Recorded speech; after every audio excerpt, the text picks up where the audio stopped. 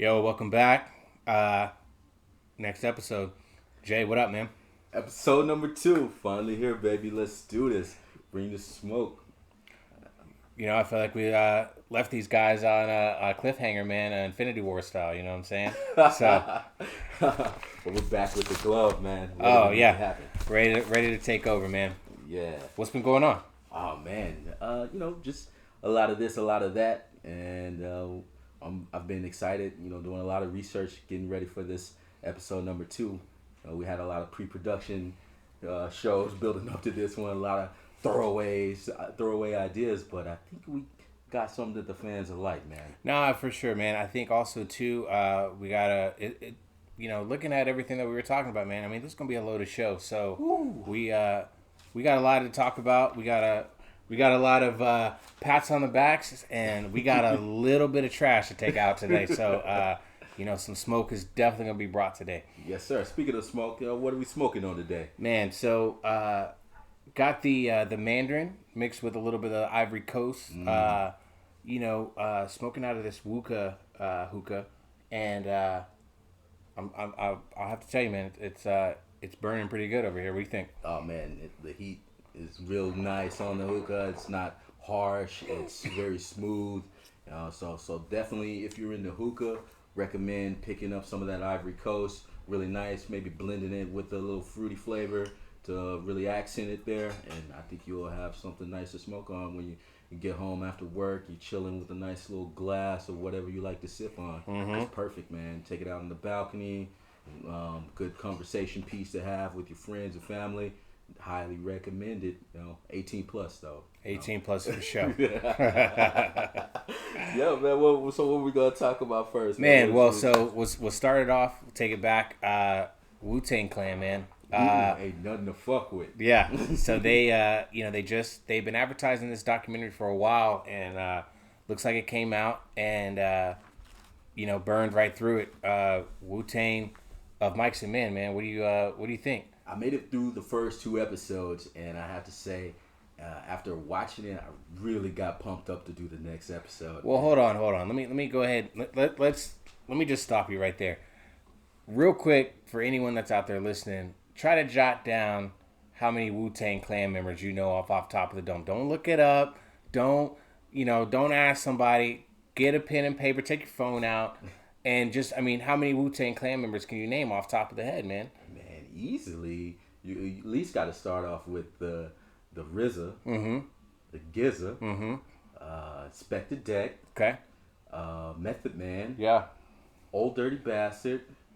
That's 5 of them right there. That's the main 5 I would go with. But you got Raekwon the Chef. yeah. Let's see, that's 6. Damn, the other 4 I'm gonna be iffy on. You got You God still. Yeah, you got Capadonna. Mm-hmm. And then man, Master Killer, right? Master Killer. Yeah, you got them all. Hey, whoops. See, now here I go, talking my shit, and it looks like, I'm slipping a little bit. But the documentary, man, it really just kind of catalogs, basically, I'm a young old head, you know what I mean? So yeah. This is really kind of taking me back to my 11, 12-year-old days, back when we still had music stores and you could go down to, and obviously they talk about Enter the 36 Chambers, which is the classic debut album. Classic, man. I remember seeing Triumph on MTV. Yeah. That Killer Bee song. It's my favorite Wu-Tang song out of all the Wu-Tang. You got Cream, you got Protect Your Neck, you got those jams that are really hot, but something about when that bass kicks in, you hear ODB over the track, and that doo. Man, I just love that track, and I remember just young listening to it on repeat, and that's, man, that album. I know that's not on 36 Chambers. It's on which. It's gonna be Wu-Tang Forever, which is the double disc, and I recall, back in the day, something about me, when I was, under the age of 15, and when your mom has to drop you off at the mall and stuff like that, I originally bought Wu-Tang Clan Forever. Yeah. And there's a few albums that I was able to kind of purchase, without the parental, you know what I'm saying? So yeah. So I bought this album. My mom found the album and she saw that sticker on the corner, so we had to take it back, and so had to go to the local Walmart and get the edited version. Which, let me just spoil the album for you. Not that great without the the content has been taken out. Significant amount of content is taken out when you listen to the radioed version of Wu-Tang Clan Forever. So they have that edited version of Protect Your Neck. I think that it has the Shaolin sounds over it. That it actually adds a little flavor to it. I think if they would have done that for all the edited versions, it probably would have been okay, a little bit better. I don't know, but shout out to my uncles for allowing me to listen to the parental advisory. Hey, shout out to them, because I definitely could have used a little bit of their help to kind of keep some stuff under wraps. You know what I'm saying? So, but I mean the documentary, if you haven't seen it or if you're looking to check it out, it really takes you back if you are kind of coming up in the 90s like you and I were. It's amazing, man. A lot of the stuff I knew, but obviously behind the scenes stuff is that wasn't really put into the forefront. You can see how they kind of broke up over petty stuff. I mean, being such a large group like that, little cracks in the foundation like that, I mean, were huge as to why that they weren't able to kind of continue the legendary form that they had coming up. But shout out to RZA for even putting that many dudes together in a group and making it work, man. And then even the way that he signed the deals with the guys, it's like, hey, I want everybody to be able to go off and do their own thing and sign with these. He was a genius in the way he set it up, man. And everything that the RZA has done since then has been even more amazing. Like the movies he's been in. Oh, I mean, he's Tarantino's sound guy. I mean, anything that Tarantino does, he knows he's got to tap him, and gets the perfect instrumentals, sound scores, whatever you need. Yeah. I mean, the Kill Bill, there's so many samples that come off that album that he cataloged that score for Volume 1, Volume 2. So I mean, the man is talented, man. Man, he's a genius, and everybody speaks on his genius in the documentary coming up. Him, ODB, and I think it's the Gizza, right? They're cousins. Jizza, yeah. Jizza, yeah. Jizza, they're cousins. So that's really cool to have that in your family and be able to stick together like that. And just seeing ODB and the things that he even did when he was still alive. Rest in peace, ODB.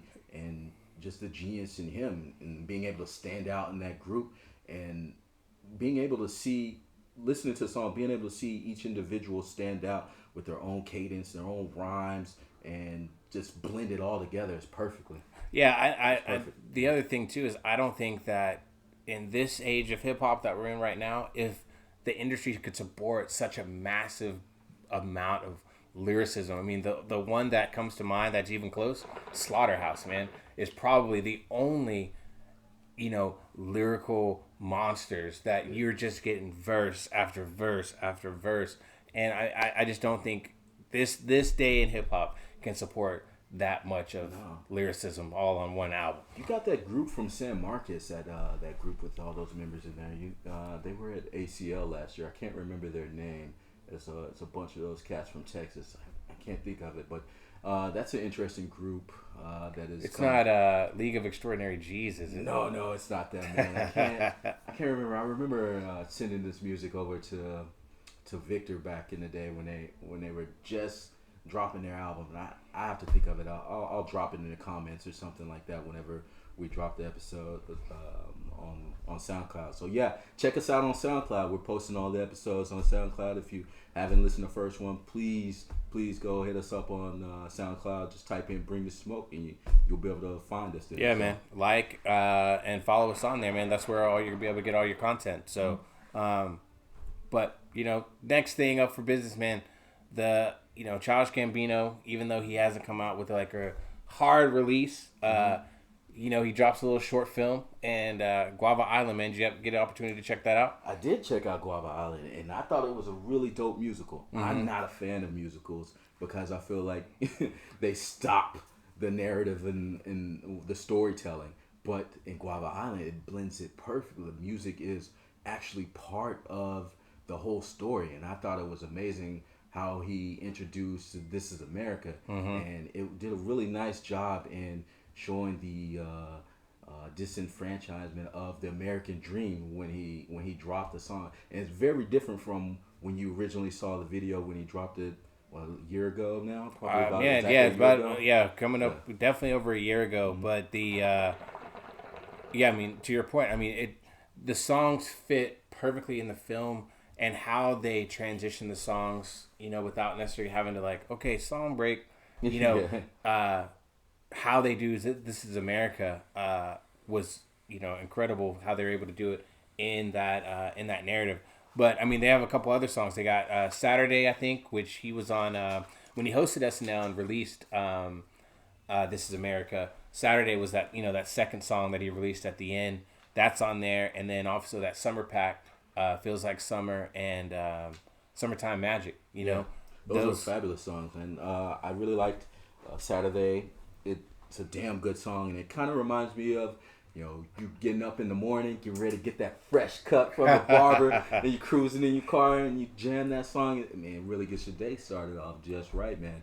I highly recommend that song if anybody hasn't listened to it. It's been out for a while. Yeah. Definitely check it out. Childish, is amazing, amazing artist. But speaking on this artistry, you got to give it up for the producer, Ludwig. Yeah, I mean, obviously a lot of his team. Obviously they have the Atlanta show, and I mean, they did not drop any of their quality making this film right here, man. So I enjoyed it. I think the movie's only about an hour, and I mean, what they're able to pack in such a small space, man, is phenomenal. Yes. If you haven't had the chance to check out any of Ludwig's stuff, he was nominated for a Grammy for the Black Panther soundtrack. Okay.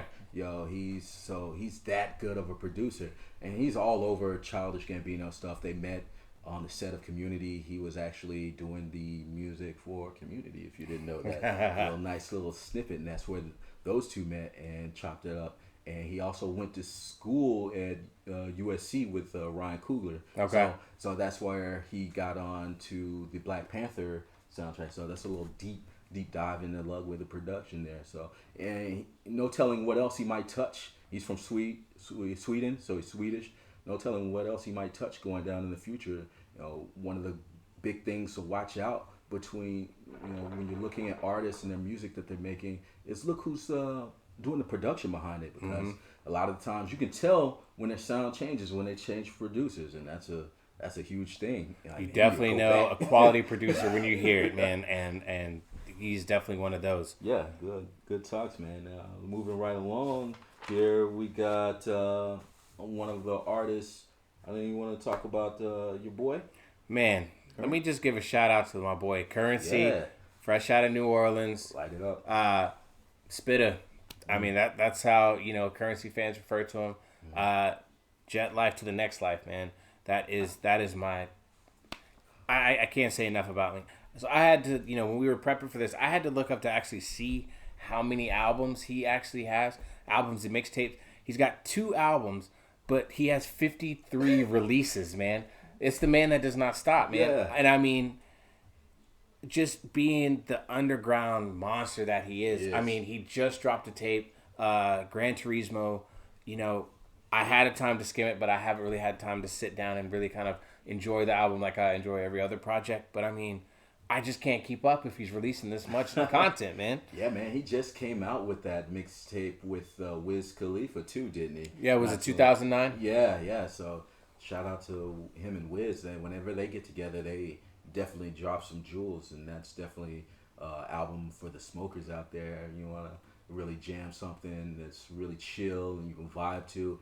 I definitely recommend checking out that album if you haven't heard it. Absolutely. He, he just has like a hustler mentality, man. He's not going to let a major label slow him down, slow his hustle. And I mean, like to your point, I know him and Wiz came up in the same, around the same time. And even though Wiz, star power is, a little bit, higher than Currency, depending on who you talk to, they haven't lost touch. And anytime that Wiz is tapped by Currency to drop something, I mean, he doesn't hesitate. I believe he's even on the Gran Turismo album. So I mean, nice. the brotherhood is strong between those two, man. Yeah, man. So I love seeing that between artists that come together and drop gems for the fans to listen to, and we're always on the lookout for those link ups like that. You know, we always love the Jay-Z Kanye when they link up, man.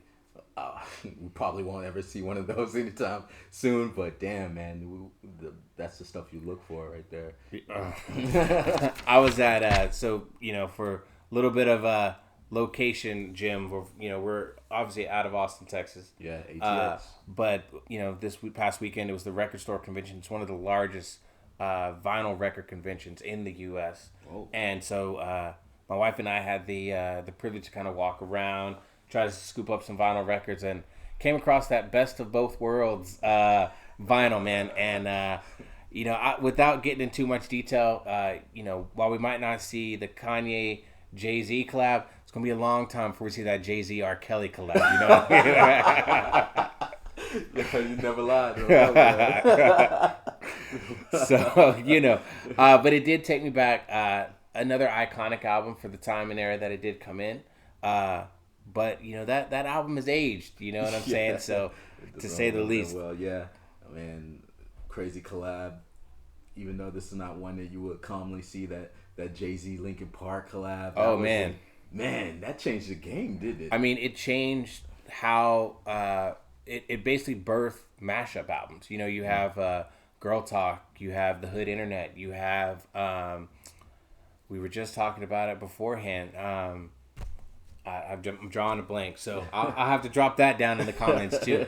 But DJ AM and Travis Barker, rest in peace to AM, man. Mm-hmm. But Barker and him were on a tour where they were doing something similar, where DJ AM was doing his thing, and Travis Barker was just playing the drums in the back. And there's tons. I think they have like 2 or 3 mixtapes where it's just the two of them. Something that you guys want to check out, and I honestly think it's just Jam Sessions is the name of the album. But those are the AM's kind of last few projects before he left us. But but that back to that Jay-Z and Linkin Park thing. I mean, mashups. I mean, those are if you're an eclectic type of listener, those are going to be good to go, man. How they blend and just how they transition. I mean, it's a mixtape that just goes on and on and on. Yeah, I know that you're really big into mashups, and a lot of the albums that you suggested to me and dropped in the drive are some really good mashups. So I really appreciate you for sharing that stuff with me and that knowledge, man. Yeah.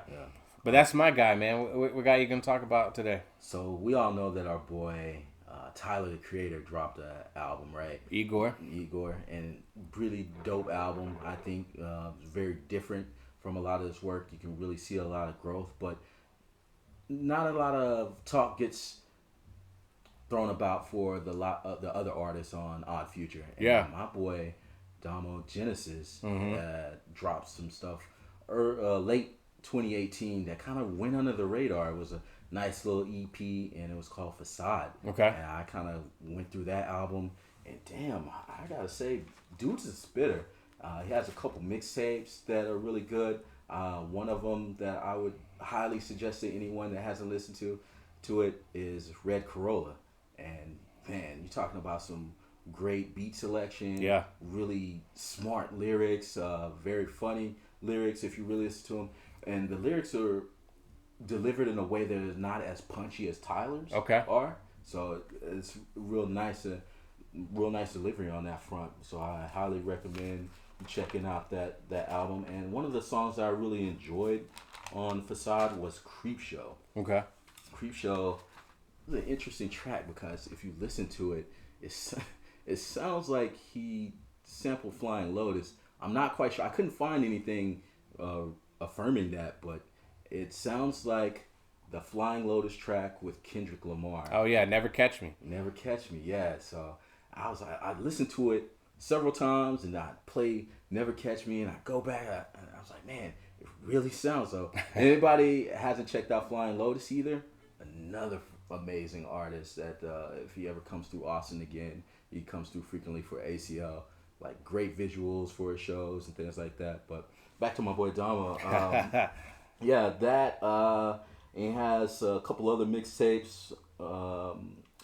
One that I would like to mention, Mellow High. It's a collab with another Odd Future artist that's Is that pretty. Left Brain? No, I think his name is Mellow Yellow. That's what it is. Yeah, yeah, Mellow Yellow, and they did a collab, and it's kind of like a smokers collab, I Okay. guess you would say, but it's pretty good. And then he has one album out for sure called Genesis that's really good as well. So that probably came out in, let's say, 2016. Mm-hmm. I want to say, so definitely give that one. Going backwards, if you start with Facade, maybe Red Corolla, and then listen to Genesis. I mean, either way you listen to it, you're still gonna get some quality music out of that artist. I highly recommend it, and that's kind of the guy that I have Well, on. one thing I will say about Odd Future, man, we go through all these trends in hip hop where you have they have their forefront MC, whether that be Tyler the Creator or Earl Sweatshirt, but you have a lot of people that come through in their groups. As you recall, Saint Lunatics, when they held the Midwest down, obviously G Unit, Dr. Dre Aftermath. I mean, when he just released his arsenal of MCs onto the world. But Odd Future, but being, that we're young old heads, I'll say that again, they look like a bunch of reckless, rambunctious kids, but everybody in that camp is just multi-talented. And I mean, they just, exude energy and they bring something different to the table. Obviously, we talked about Tyler the Creator, we talked about Domo, Earl Sweatshirt, can't forget him. And I mean, one of the biggest ones out of that whole camp is obviously Frank Ocean. Frank Ocean. So I mean, drops every 800 years. oh, I mean, like I said, I won't be alive for the next drop, man. No, I just won't. We probably won't be, man. So, but you still have the internet with Sid in there and all the things she's able to do.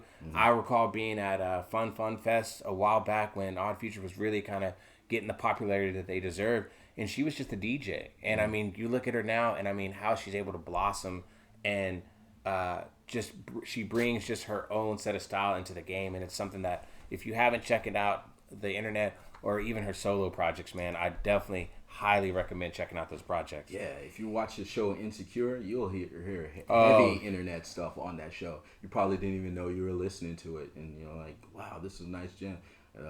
Insecure, Issa Rae does a great job on selecting the music that she puts on that show. Well, she's also a hip hop head herself, so she's not gonna have any whack stuff coming through there, man. So it's if you're familiar with Insecure, and if you're not familiar with Insecure, get familiar with Insecure. Definitely, man. We should be getting a new season here pretty soon. It's the summertime, so I'm looking for season 3. So actually, I think they talked about taking some time off because a lot of them were doing extra projects. Okay. So it might be a little delay on that, but I know if you check out Spotify, people have built playlists based on each episode or on the entire season. So you can filter the search and kind of look through there, and people have made playlists for that music, and you can kind of just go through the catalog and really dive into finding some nice gems. And sometimes that's how I discover music. oh yeah, I mean the random playlist. Shout out to all the streaming services because we come from an era where it was just the radio, and whatever was on the radio,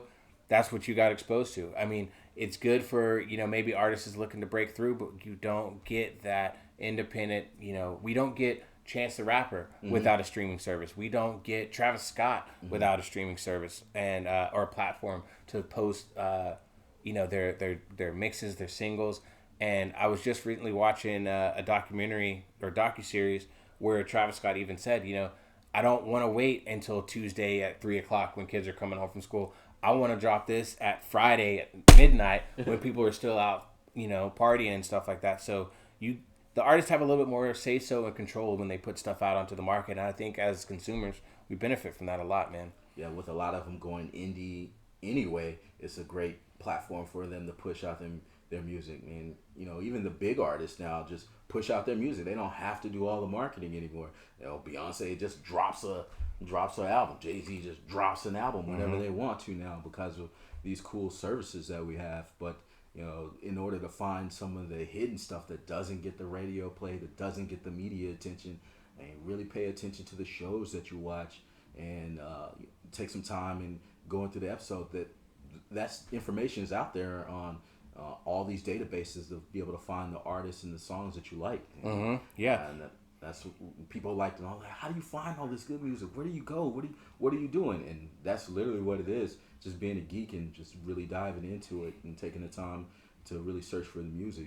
But Yeah. that's what you got us for now, though, right? We'll do the hard work for you and just tell you what you need to listen to, and hopefully everything that we're giving to you is some dope stuff and that you will enjoy, or maybe you don't enjoy it, maybe somebody else that in your camp will enjoy it, and that's what it's all about. Absolutely. Well, keeping about the dope stuff and keeping it on the West Coast. Schoolboy Q's back. Crash Talk. He drops a little project. I gotta say, man. This is gonna be on rotation for a little while. I don't know about you, but I mean, I definitely kind of was looking over the album today, and the album. I'm gonna go ahead and give it 3 out of 5. The beats. I mean, the beats are just nasty, man. So I had to give the beats 5 out of 5.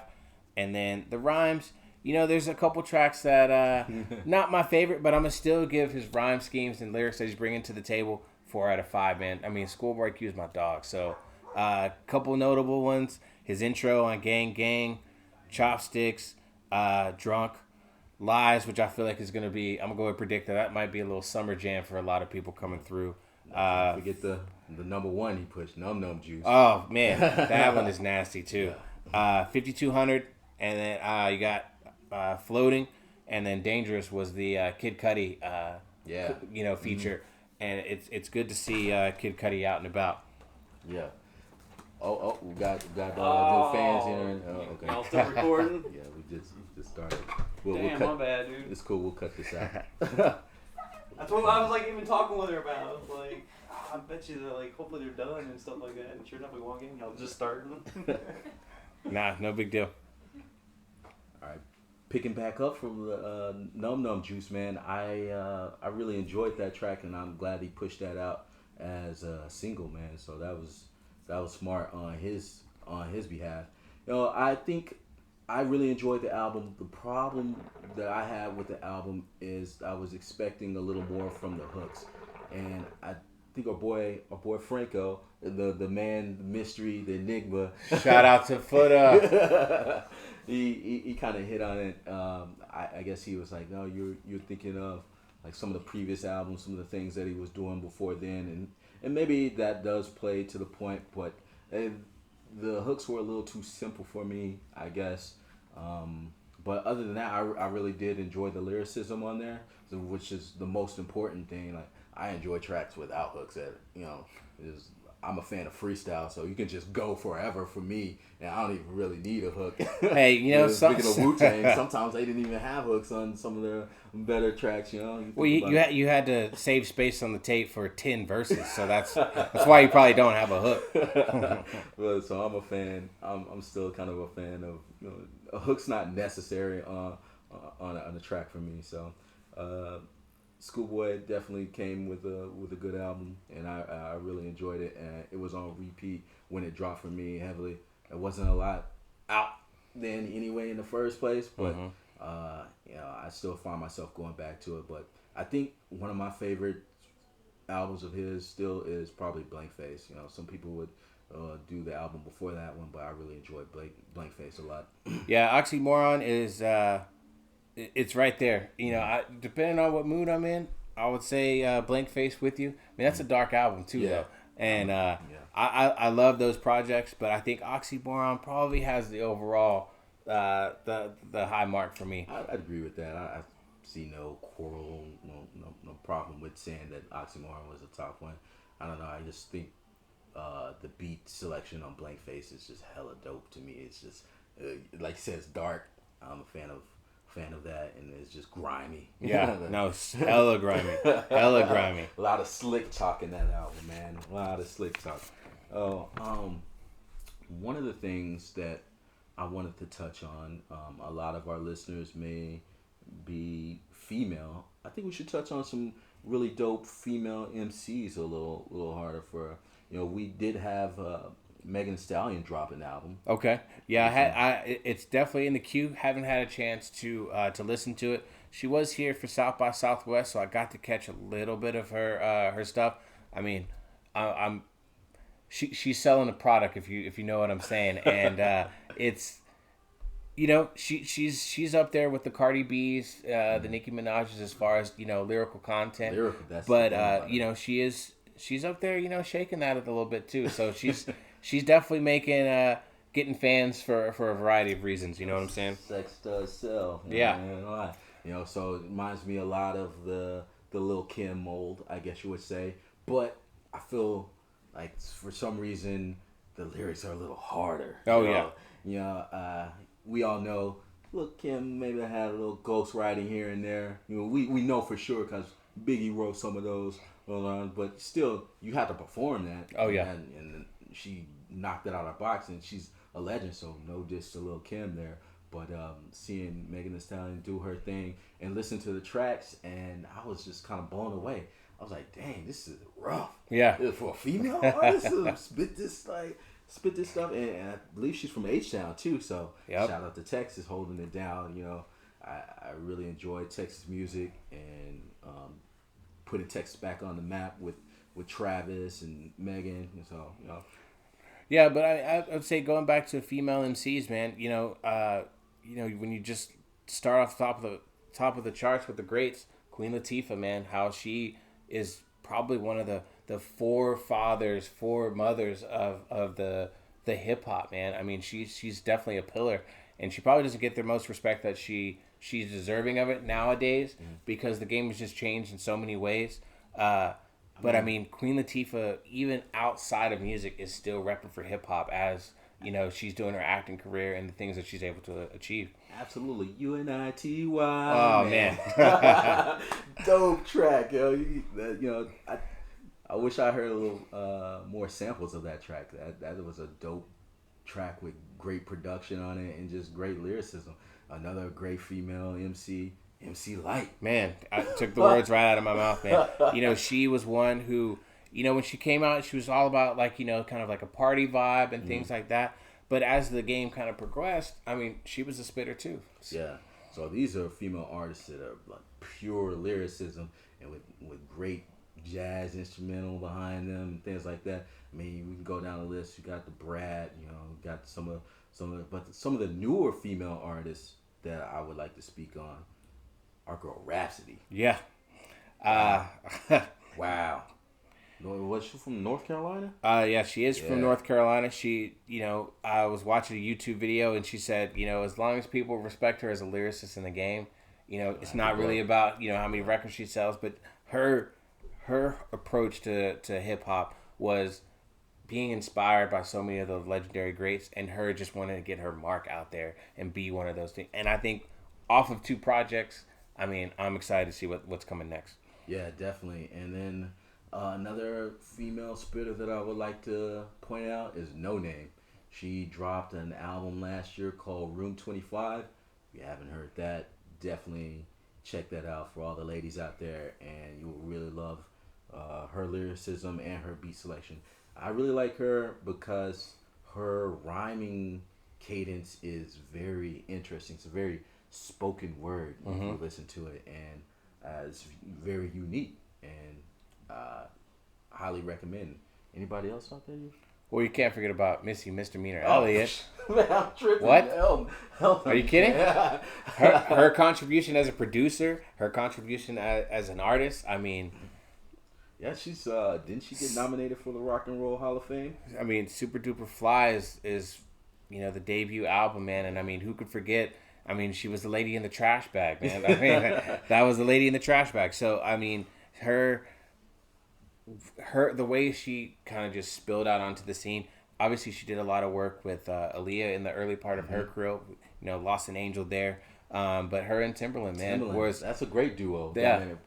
Producer and rap artist. Absolutely. The legendary Timberland and Magoo. And then after she was able to kind of sustain that project, she came out on her own with Super Duper Fly. After that, it was The Real World. I believe it was under construction after that. And then I kind of can't really name the albums in order after that. I think it was The Real World. And then, can't even do it. That's but I mean, dope projects probably top 25, given that era of hip hop coming out. I mean, there's just so many good albums that came out from about 2000 to like 2007. I mean, hip hop kind of really had a resurgence after that. So The cool thing about Missy is she never really went away. She's just behind the scenes now as a producer. Like she's still ghostwriting, still creating and helping new artists come about. So I mean, if you look at her credits, you'll be surprised about the amount of songs that she's written. There's a lot of things that I didn't know that she wrote. So definitely check that out.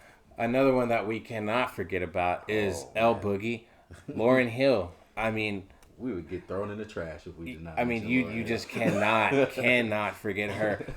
Legendary group that she was a part of coming out, the Fugees. Fugees. Which, a little bit of a hip hop tidbit. If you were familiar with the movie Sister Act, the second installment, Sister Act 2, she was actually in the one of the lead vocalists in the choir.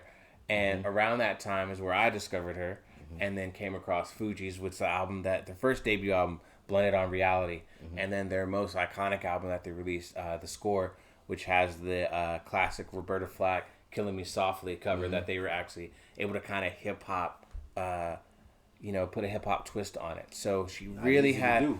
It's not, and still probably one of the better hip hop songs, of that time period, and then broke out in her own. The Miseducation of Lauryn Hill, iconic album, man. If you haven't listened to the Fugees or the Miseducation of Lauryn Hill, highly recommend that. Yeah, absolutely, man. So there's some great female artists. So yeah. Yeah. Well, I also said we're gonna try to take out some trash. Oh yeah. So boy, gonna need to bring the smoke on Logic, man. What are you doing? Stop. Whatever it is, stop that and bring back Bobby Tarantino. Damn it.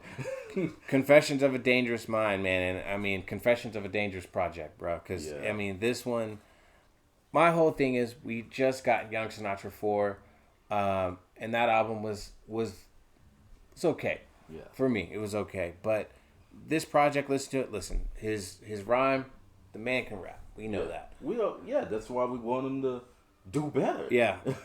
The content, man, it's just not a project that I was checking for. It just was not something that we didn't need this. No. We don't need this like a P.D. Pablo album right now. You know what I'm saying? It's who's checking for this right now? Yeah. So there's a few songs notable. Homicide, obviously, it's the Eminem feature. Yeah. Which is great. Cocaine's another one. The Keanu Reeves track is dope. But if you listen to the first episode, man, I'm very critical of Logic because I know what he can do. We've seen it. And I just don't know what happened. Is it the fact that he's too popular? The hunger is kind of diminished a little bit. I'm not sure what it is, but it's missing something. It's a little bit watered down for me, and I'm disappointed in this project. Yeah, he had all those features on the album, and all those tracks weren't even memorable. Yeah. I was like, man, I listened to it one time, and I was like, I'm done with this. Yeah. I don't even want to listen to it ever again. I'm just gonna nick that from your entire catalog. It doesn't even exist to me, bro. Well, I think we definitely kind of went hard at it on the group chat, but for security reasons, I don't think we'll screenshot and put that in the comments because we were very critical of the album the first listen around. Yeah. But it makes me Oh yeah. it makes me question whether or not that we've seen, Logic's best albums are behind him. And while I don't want to see that, it gets to a point for me with a lot of artists when they release so much material like this, rapid fire style, they diminish their demand for their product. Mm-hmm. And I feel like moving forward, we may see that coming from him in particular. So I don't want to wish him ill moving forward, but I feel like maybe he needs to kind of switch gears a little bit and let some of his project kind of settle down. Maybe the material can get, revived, and we can see him come back to, a Incredible True Story, Bobby Tarantino series, or maybe even the earlier Young Sinatra mixtapes. Yeah, man, I feel like he probably needs to go on one of those crazy sabbaticals where you go over to Europe and just consume a shit ton of art, and then you come back with some ideas, but then if he does that, you worry about him over conceptualizing the next project, right? You don't want him coming back to Coachella with a Sunday service type of set, if you know what I'm saying. So, Oh man, I'm just saying, I'll shout out Kanye again, but I'm not feeling Sunday service right now. I'll just go ahead and say I that. haven't even really listened to it, so I can't say if I feel it or if I haven't. And that's weird for me to say. Like usually, I'm always consuming everything, yeah. But for whatever reason, I haven't really consumed that much Sunday service stuff. I don't know. I guess because I'm waiting for the new album. Like I want that. Give me that. Stop BSing out here, yeah. But speaking of Ye, I think he has David Letterman's Netflix show. He has an interview coming up on that I definitely want to check out if you haven't seen that. Be interesting to see. A lot of controversy going around him right now, and it's seems to be a mental health issue. Seems to be what I would say writer's block, or a production block from him. While he works hard, we're just not seeing that classic material that he's come to set the bar for. That's what happens when you piss off your ghostwriter. I can imagine that too. You pissed off Drake. Better go tap Q-Tip, man. Well, forget about Rhymefest. Him and Kanye had a falling out too, and so we haven't had a Jesus walk since. So yeah, that's true. I mean, maybe Sci-Hi can ghostwrite a little bit for him or something. Something. He needs some help, man. Emotionally, mentally, and sonically right now. Yeah, I mean that's why you don't piss off your boys, right? Yeah. I mean, I think if his crew was still there for him, Jay-Z and all those boys were still behind him, we probably would continue to get some solid projects. But getting wrapped in that Hollywood lifestyle kind of ruins your projects for you. You don't have the people surrounding you that helped you put up or help you be your best. So. Well, he's keeping up with the Kardashians. What are you talking about? So there's a whole lot of that too is going on. So listen, man, I shout out to the Kardashians, kind of, sort of, but I feel like they're probably diminishing the product a little bit. Yeah, that's been the story for a while, right? We've seen what happens whenever anybody links up with them. And whether you're a basketball star, Ben Simmons, where you're Well, Ben Simmons, Lamar Odom, James Harden. Man, so we're going down the list. Yeah, amazingly, since he got away from Chloe, his defense has drastically improved. So I don't know what to say. Maybe the word succubus is real. I don't want to put that out there because you know what? I'm bringing the smoke. Yeah. So yeah, they had something to do with it, man. They distract you from. I'll say it. That's a family of succubus. Exactly. That's good. I brought the smoke. Yeah. So man, we just want good music to vibe to. I just miss the days when Fridays I get off work and be able to pop in a great Kanye album and jam to it. Yeah, I can say it's been a little while since I've been able to do that. So one day. One day. Back. Just not today, but one day. One day.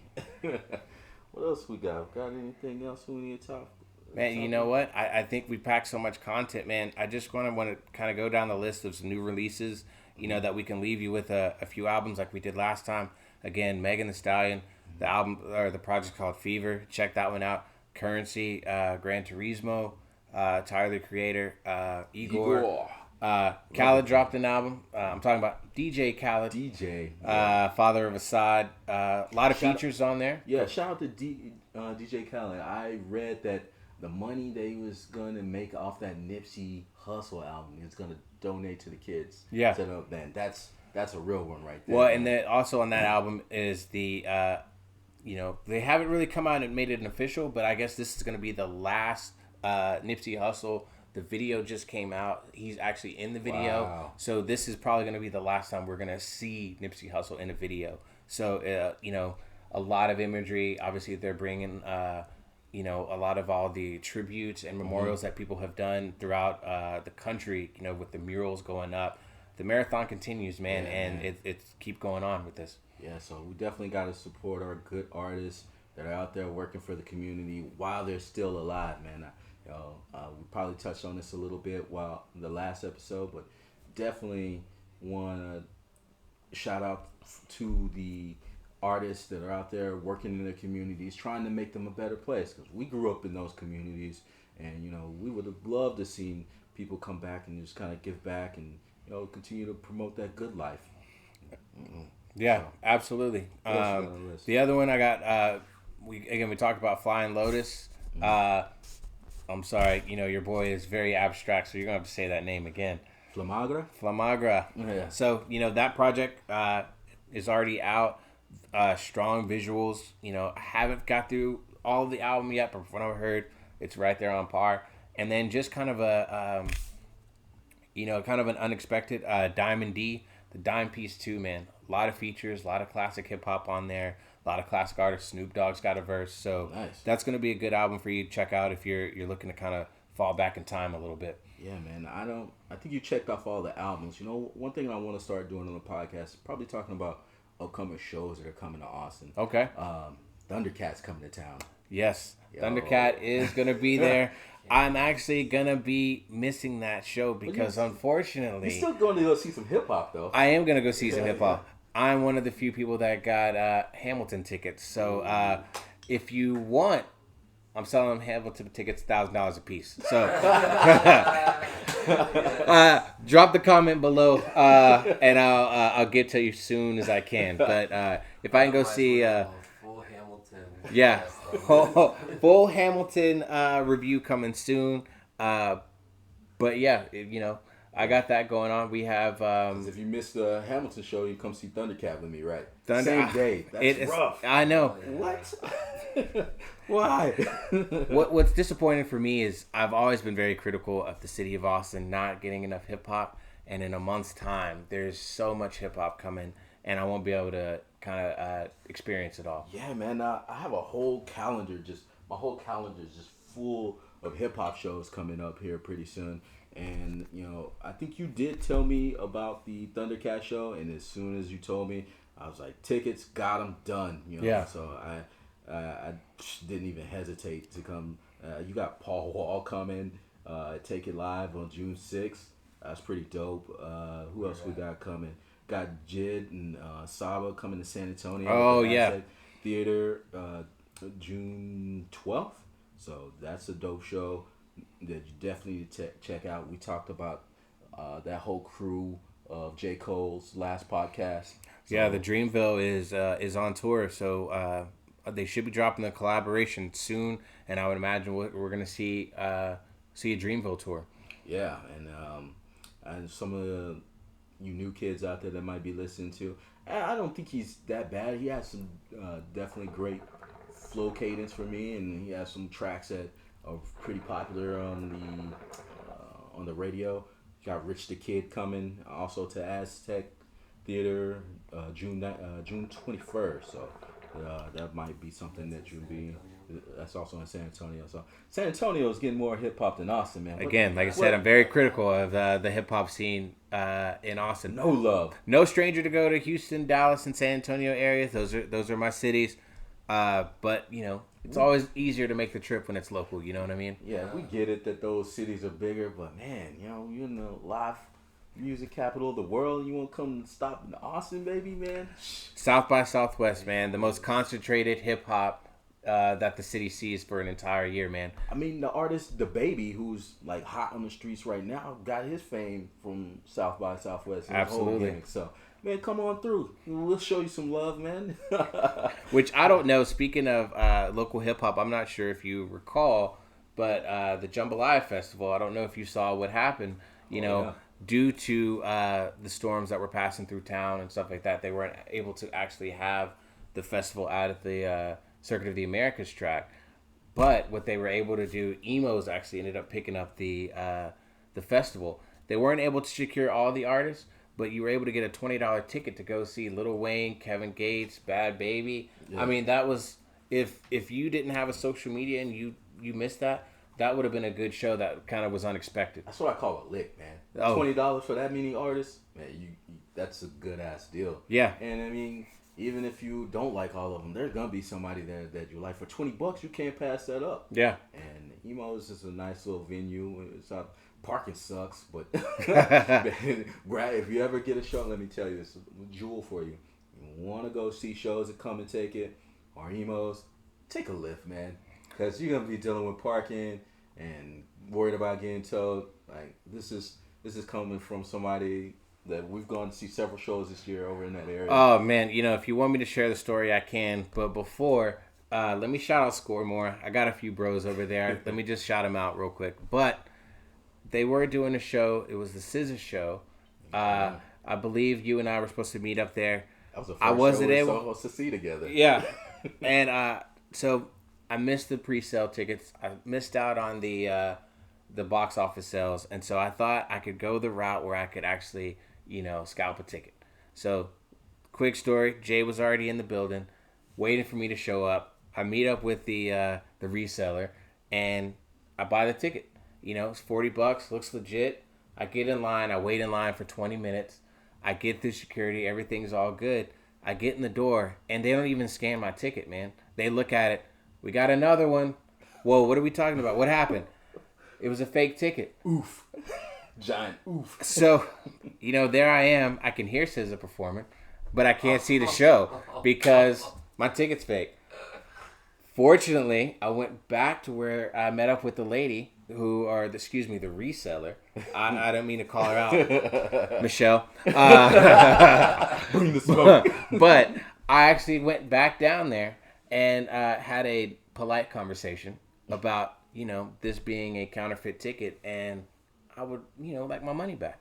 So after some negotiations, we came to an agreement where she could give me my money back and she could leave the premises before the proper authorities could come in and shut down the scheme. So wow, be careful out there when you're trying to get resale tickets, because apparently people can make multiple copies. I mean, a ream of fake tickets, man. Man, that sucks. I paid, those tickets were originally $20.